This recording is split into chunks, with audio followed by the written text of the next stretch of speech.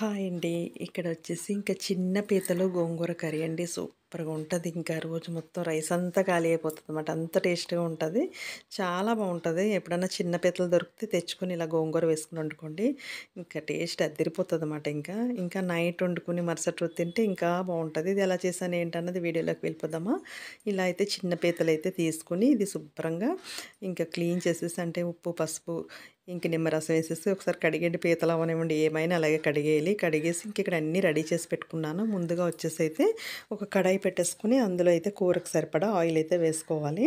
వేసుకొని ముందు తాలింపు పెట్టుకోవాలి. కొంచెం ఆవాలు, జీలకర్ర, ఎండుమిర్చి ఇవన్నీ తాలింపు వేసేసుకొని దాని తర్వాత ఉల్లిపాయ, పచ్చిమిర్చి కూడా వేసేసుకొని మంచి కలర్ వచ్చే వరకు ఉప్పు, పసుపు వేసేసి అయితే వేయించేసుకోవాలి. పచ్చిదనం ఎక్కడా లేకుండా చక్కగా ఫ్రై చేసుకోవాలి. ఇంక ఇక్కడ వచ్చేసి గోంగూర అయితే ఇంకా ఉడకబెట్టేసి అయితే ఇంక ఇలా మెత్తగా చేసుకుని అయితే ఓ పక్కకు తీసేసుకున్నాను.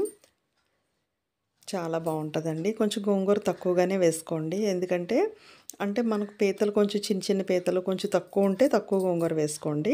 ఇంక దాంట్లో వచ్చేసి ఇంక టమాటా కూడా వేసేసుకొని అది కూడా పచ్చిదనం పోయేంత వరకు చక్కగా వేయించేసుకోవాలి.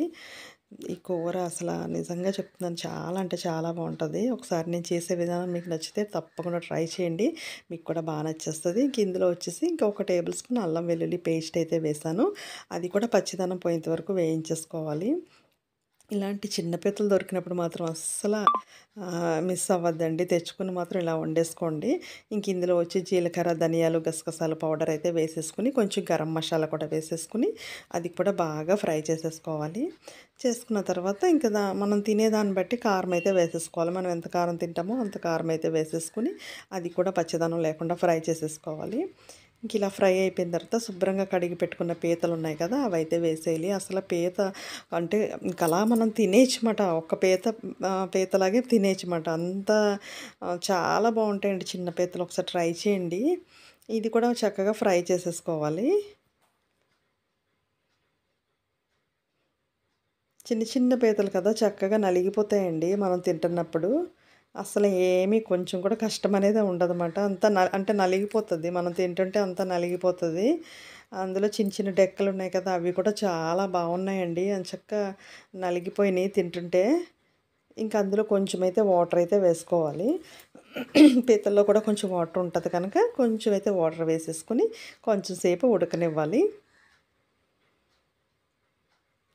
ఇక్కడైతే ఒక 5 నిమిషాలు ఉడికిపోయిన తర్వాత ఇప్పుడు మనం గోంగూర ఉడకబెట్టి పెట్టుకున్నాం కదా! మెత్తగా చేసుకొని పెట్టుకున్నాం కదా! అదైతే వేసేసుకోవాలండి. అసలు కూర అదిరిపోతది. ఇన్ని సార్లు చెప్తున్నానంటే మీరు అర్థం చేసుకోండి ఎంత బావుంటదన్నది.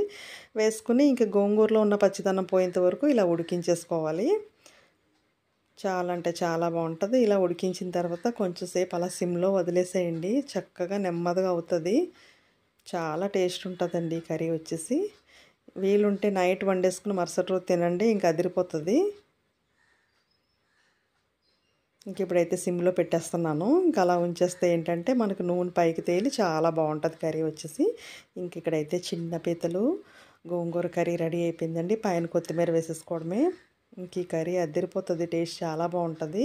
ఇది పెద్ద పీతలతో కూడా చేసుకోవచ్చు. అంటే చిన్న పీతలు, చిన్న చేపలు ఇలాంటివన్నీ చాలా రుచిగా ఉంటాయన్నమాట. అందుకని చిన్న పీతలు దొరికినప్పుడు ఇలా తెచ్చేసుకొని అయితే గోంగూర వేసుకొని వండుకోండి. ఇంకా రుచి అదిరిపోతది.